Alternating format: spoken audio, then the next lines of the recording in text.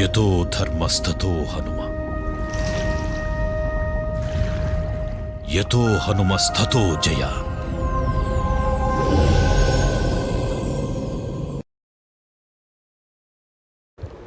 సీతారామాంజనేయ భక్తులకు నమస్కారం అండి. ఈరోజు మనం స్వామిని దర్శించుకోవడానికి చింతలకి వచ్చామండి. చింతలకి శిఖరానికి మధ్యలో ఉంటుందండి స్వామి టెంపుల్. ఇది ఘాట్ రోడ్లో ఉంటుంది. జాగ్రత్తగా వెళ్ళండి. స్వామిని దర్శించుకొని అక్కడ విశేషాలు తెలుసుకుందాం రండి. ఒక్కసారి మీరు చూసినట్లయితే ఎంత పురాతనమైన టెంపులో మీకు అర్థమవుతుంది. చుట్టూ అడవి అండి. ఎటువంటి జనసంచారం కానీ ఏమీ లేని ఒక అడవిలో ఉందండి ఈ టెంపుల్. రోడ్డు పక్కనే కానీ రోడ్డుకు స్వామి గుడికి 4 వైపులా కూడా అడవేనండి. చాలా జాగ్రత్తగా వెళ్ళాలి. వెళ్ళేటప్పుడు వెళ్ళేవారు ఎవరైనా కానీ. ఇక్కడ చూడండి, పక్కనే శివయ్యను కూడా ప్రతిష్ఠించారండి. చూడండి, ఈ ఘాట్ రోడ్లో ఈ అడవిలో కూడా పూలమాలలు ఆ స్వామిని దర్శించుకోవడానికి వచ్చే భక్తుల గురించి మీకు అర్థమయ్యే ఉంటుంది. అంత ఫ్రెష్గా మాలలు ఉన్నాయంటే ఎంత ఫ్రీక్వెంట్గా జనాలు వచ్చి స్వామిని దర్శించుకుంటారు. శివలింగాలు చూడండి. శివయ్యను కూడా స్వామి టెంపుల్లో ఇక్కడ ఇలా ప్రతిష్ఠించుకొని కొలుస్తున్నారండి. చూడండి, ఎటు చూసినా అడవేనండి.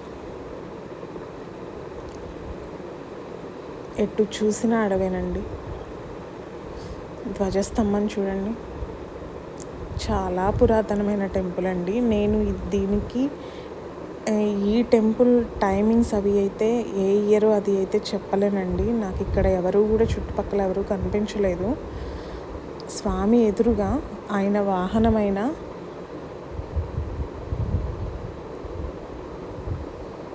చూడండి స్వామి, మీకు ఇంకా దగ్గరగా చూపిస్తానండి. ఈ స్వామి బొట్టు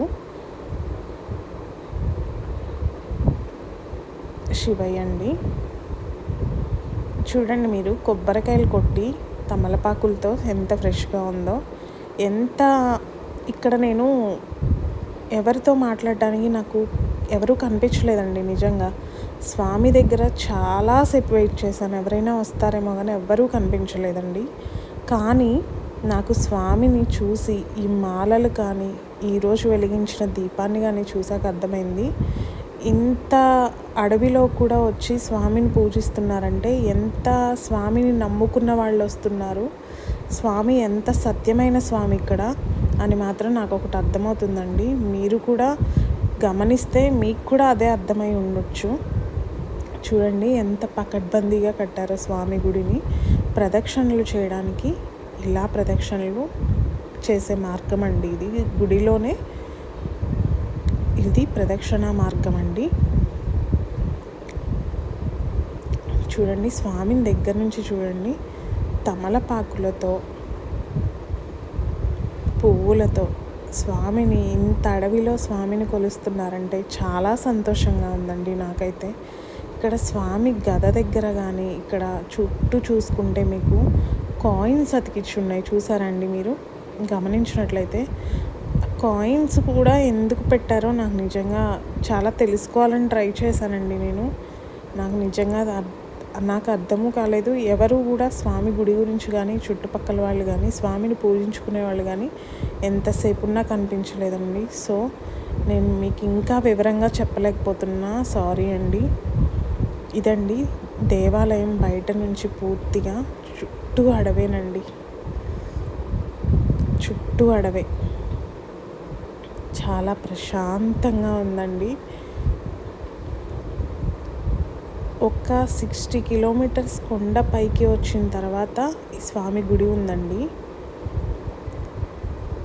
ఇంత పైకి ఇక్కడ చుట్టుపక్కల కూడా ఎక్కడా కూడా సిమెంట్ కానీ ఎటువంటి ఐరన్స్ కానీ ఎక్కడా దొరికేట్లయితే నాకు అనిపించలేదండి.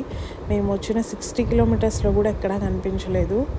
ఇంత పకడ్బందీగా ఇన్ని కిలోమీటర్స్ సిమెంట్ దగ్గర నుంచి ప్రతిదీ కూడా తీసుకొచ్చి ఎన్నో సంవత్సరాల క్రితం స్వామి గుడిని ఇంత పకడ్బందీగా కట్టారంటేనే నాకు చాలా సంతోషంగా అనిపించిందండి. నిజంగా ఇక్కడ చుట్టుపక్కల ఎక్కడ ఇల్లు కానీ ఏమీ కనిపించలేదండి.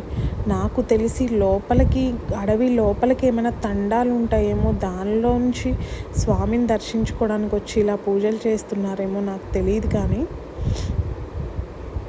ఎక్కడ ఒక 60 కిలోమీటర్స్ నుంచి మేము వస్తున్నామండి. ఎక్కడా ఏమీ లేవండి. ఒక ఇల్లు కూడా కనిపించలేదు మాకు. మొత్తం కొండ ప్రాంతం అండి. ఇది గుడి కట్టించిన వారు చూడండి, 1960 అంట గుడి కట్టించింది. అంటే దగ్గర దగ్గర 65 ఇయర్స్ అండి. 65 ఇయర్స్ బ్యాక్ ఇప్పుడే ఘాట్ రోడ్ ఇలా ఉంది. అన్ని సంవత్సరాల క్రితం అసలు ఆ రోడ్లు ఎలా ఉన్నాయో, ఇంత దీనికి ఈ గుడి కట్టడానికి ఈ ఐరన్ దగ్గర నుంచి, సిమెంట్ దగ్గర నుంచి ఎలా తీసుకొచ్చారో అసలు వాళ్ళ భక్తికి చాలా సంతోషం అనిపించిందండి. నిజంగా ఎంతమంది హార్డ్ వర్క్ చేస్తే, స్వామిని ఎంత నమ్మితే ఇంత చేస్తారనిపించిందండి. ఇదే నమ్మకం ఈ రోజుల్లో మనకి కూడా ఉండాలండి. స్వామిని నమ్ముకుంటే వచ్చే బలం, వచ్చే శక్తి మనకు తెలియాలండి. ఎంత ధైర్యంగా అనిపిస్తుందండి. ఒక్కసారి స్వామిని తలుచుకోండి, ఎంత ధైర్యంగా అనిపించింది మీకు. మీరు చెప్పండి హార్ట్ఫుల్గా. లేదంటే స్వామిని చూడండి, కళ్ళు మూసుకొని స్వామిని తలుచుకొని, లేకపోతే స్వామి పక్కన ఎక్కడైనా ఉన్న ఫోటో కానీ చూడండి. ఎంత బలం వస్తుందో ఒకసారి మీరు ఆలోచించండి. చూసి చెప్పండి నాకు ఒకసారి.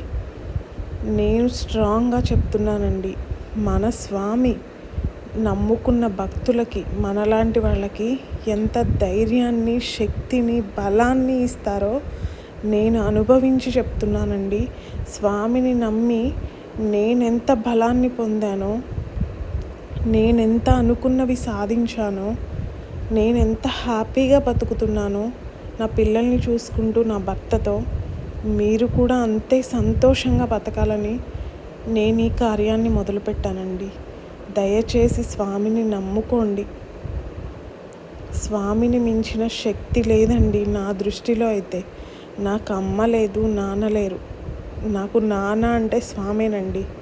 నేను నాన్న అనే పిలుస్తానండి, స్వామి అని కూడా పిలవను. మీకు చెప్పేటప్పుడు స్వామి అని చెప్తున్నాను తప్ప, నాకు ఆయన నాన్న, నా తండ్రి ఆయన. ప్రతిదీ కూడా నాన్న ఇలా అయింది, నాన్న అలా అయింది. నేను నా కన్న తండ్రి ఉంటే ఎలా చెప్పుకుంటానో అలా చెప్పుకుంటానండి స్వామికి. మీరు కూడా స్వామిని నమ్మండి. ఆయన ఇచ్చే బలం, ఆయన ఇచ్చే శక్తి, ఆయన ఇచ్చే సంతోషం మనకి ఇంకెక్కడా దొరకదండి. ఆ ప్రశాంతత కూడా ఇంకెక్కడా దొరకదు. ఇదండి ఈరోజు వీడియో. దగ్గరలో ఉన్న వాళ్ళైతే తప్పకుండా వచ్చి స్వామిని దర్శించుకోండి. దూర ప్రాంతాల్లో ఉండి చూడలేని వాళ్ళైతే మా కళ్ళతో మీకు స్వామిని చూపిస్తున్నాము. స్వామిని దర్శించుకొని మీ కష్టాల నుండి, మీ ఇబ్బందుల నుండి బయటపడాలని మనస్ఫూర్తిగా కోరుకుంటున్నానండి. 1960వ సంవత్సరంలో స్వామి ఈ దేవాలయాన్ని స్థాపించారండి. ఆ రోజుల్లో ఇప్పుడు మేము 60 కిలోమీటర్లు కొండెక్కితే ఈ స్వామి గుడి ఉందండి. ఆ రోజుల్లో ఇప్పుడే ఘాట్ రోడ్లా ఉంది. దగ్గరగా 60 సంవత్సరాల క్రితం ఎంతలా ఉండేదో రోడ్డు, ఈ ఫారెస్ట్ ఎలా ఉండేదో మీరు ఒకసారి ఊహించుకోండి. ఎంత నమ్మితే స్వామిని ఇంత గుడి ఏర్పాటు చేశారో మీరు ఒకసారి ఆలోచించండి. మనము హనుమాన్ ఫ్యామిలీగా ఒక ఫ్యామిలీ అవుదామండి. మనది కులాలు, మతాలు దేనితోనూ సంబంధం వద్దు. మనం హనుమాన్ ఫ్యామిలీ, మన ఫ్యామిలీ హనుమాన్ ఫ్యామిలీ. నా ఆశ అదేనండి. హనుమాన్ ఫ్యామిలీగా మనము ఒక కుటుంబాన్ని సృష్టించుకుందామండి. రక్త సంబంధాల వల్లే కాదండి, ఇలా దేవుడి వల్ల కొలిసిన బంధం మనది అవ్వాలి అని కోరుకుంటూ, మన యూట్యూబ్ ఛానల్లో కమ్యూనిటీలో వాట్సాప్ లింక్ ఉందండి, దానిలో జాయిన్ అయ్యి మీరు కూడా హనుమాన్ ఫ్యామిలీ మెంబర్ అవ్వాలని కోరుకుంటున్నాను. అంతేకాకుండా మీ ఫ్రెండ్స్ అండ్ ఫ్యామిలీ మెంబర్స్కి హనుమాన్ టీవీ అనే ఒక చిన్న వర్డ్ని స్ప్రెడ్ చేసి మేము చేస్తున్న ఈ కార్యంలో మీ వంతు సాయం మాకు అందించగలరు.